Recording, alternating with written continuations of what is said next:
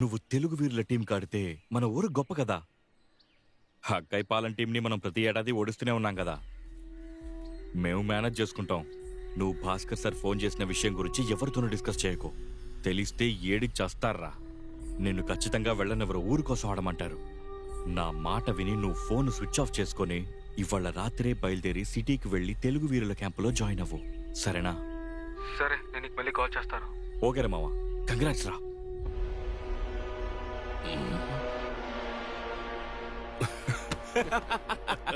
అది నేను చెప్పిందే వాడు చెప్పాడు. ముందు పెట్టే బెడ సర్దుకొని బస్తీకి బయలుదేరు.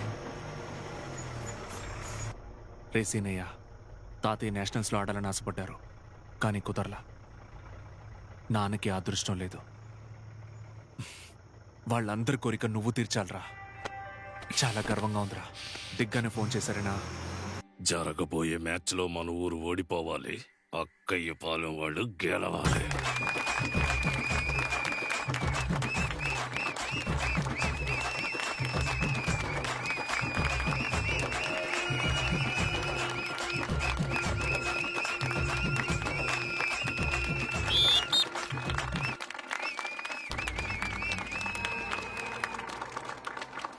కబడ్డీ కబడ్డీ కబడ్డీ కబడ్డీ కబడ్డీ కబడ్డీ కబడ్డీ కబడ్డీ కబడ్డీ కబడ్డీ కబడ్డీ కబడ్డీ కబడ్డీ కబడ్డీ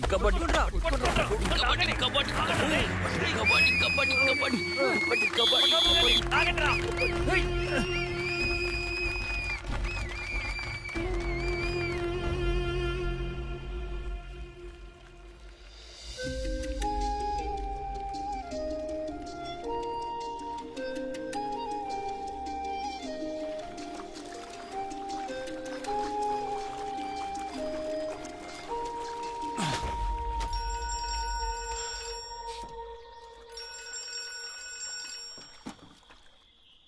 చెప్పరా.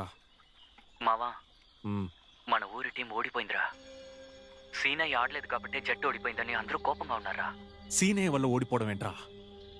ఎన్నో సంవత్సరాలుగా మా కుటుంబం వల్ల ఈ ఊరు గెలుస్తోంది. ఈ ఒక్కసారి మా కుటుంబం లేకుండా గెలవచ్చుగా. ఫోన్ పెట్టరా.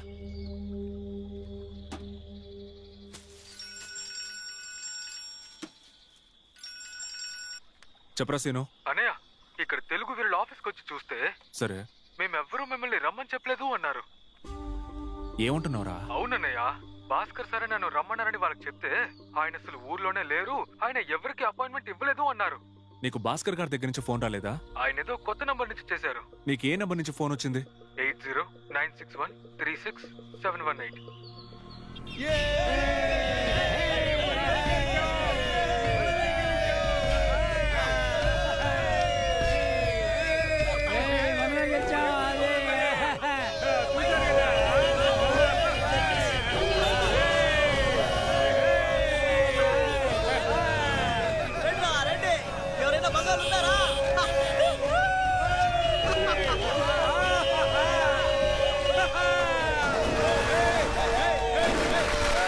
ఊరు పులిమేరలో ఒంటేలు పోయడం కాకుండా వాట్సాప్ లో పెట్టారా?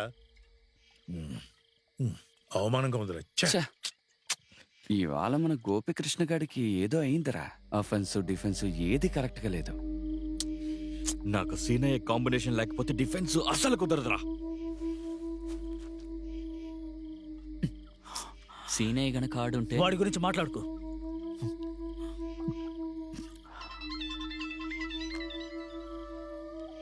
చెప్పండి సార్, ఏమంటున్నారు? మన కాంప్లెక్స్లోనా? సరే, నాకు పంపించండి. ఫోన్ చేసింది ఎవర్రా?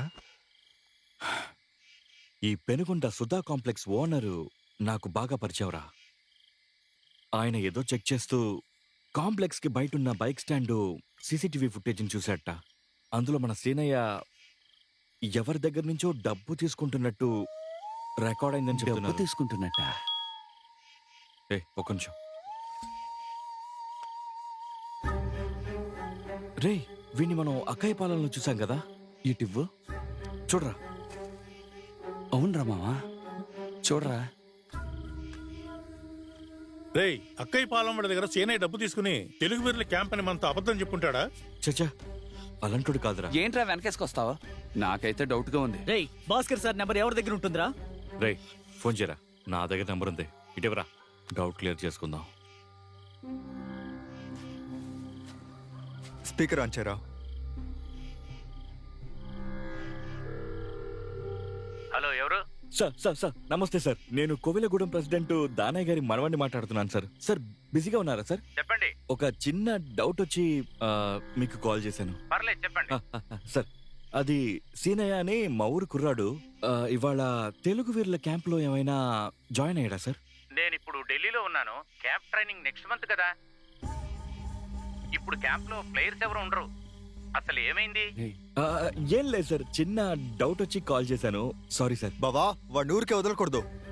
రేయ్, మనకి తెలిసిన ఈ మ్యాటర్ ఊర్లో వాళ్ళందరికీ తెలియాలిరా. వెంటనే వాట్సాప్ గ్రూప్ లో వేయండిరా. ఇప్పుడు మనం చూసిన వీడియోని, భాస్కర్ సార్ మాట్లాడిన ఆడియోని వాట్సాప్ లో పెడదాం. బావా నువ్వే అప్లోడ్ చేయి.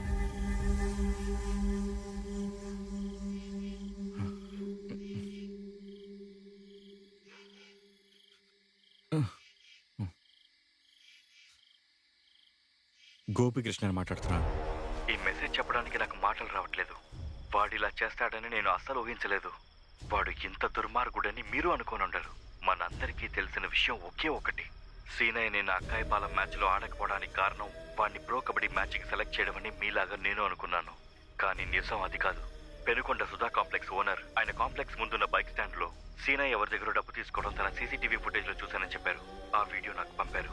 సీనయ్య అక్కాయపాలెం వాళ్ళ దగ్గర డబ్బు తీసుకొని మ్యాచ్ ఆడలేదేమోనని డౌట్ వచ్చి భాస్కర్ సార్కి ఫోన్ చేశాం. ఆయన నేను ఢిల్లీలో ఉన్నాను, క్యాంప్ వచ్చే నెల అని చెప్పారు. అది విని మేమందరం షాక్ అయ్యాం.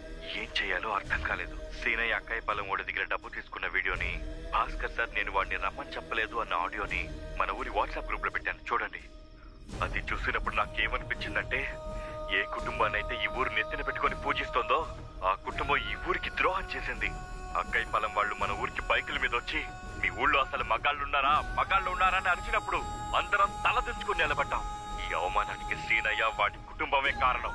వెంటనే ఊరు పెద్దలందరూ సమావేశమై ఆ కుటుంబాన్ని శిక్షించాలి.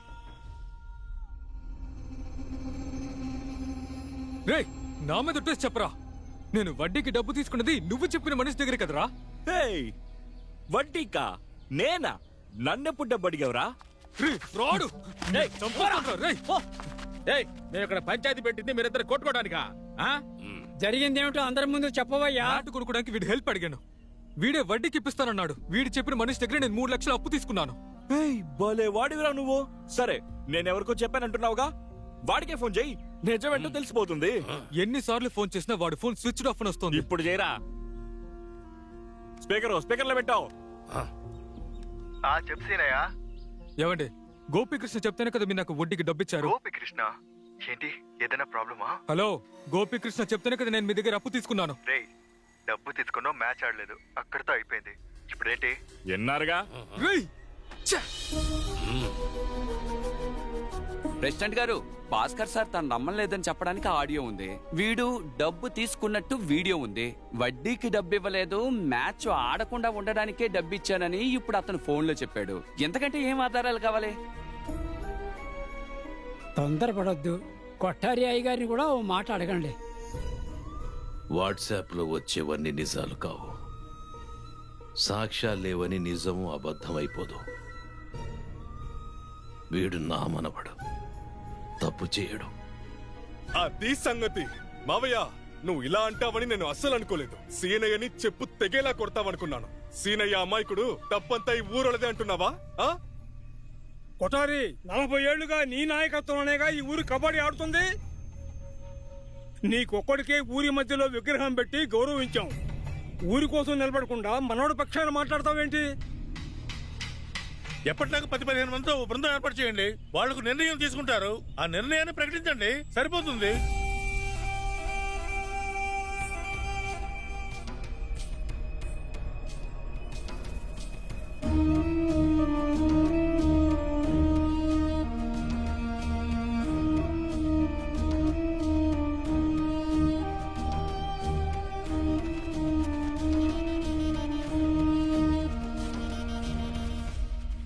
కేవలం డబ్బు కోసం ఆశపడి ఈ ఊరు వాళ్ళు అవమానపడి తలదించుకోవడానికి కారణం అవ్వడమే కాకుండా తరతరాలుగా మేము లేకపోతే ఈ ఊరికి మర్యాద లేదు.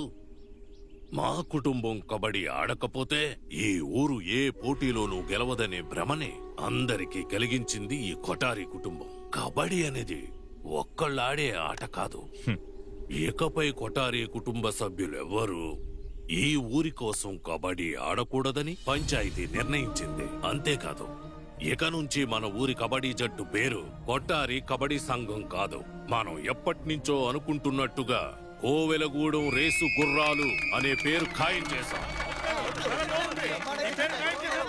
రేయ్, ఇంత జరిగాక ఈ కొట్టారికి ఊరి మధ్యలో విగ్రహం ఎందుకురా? రండిరా పగలు కొడదాం.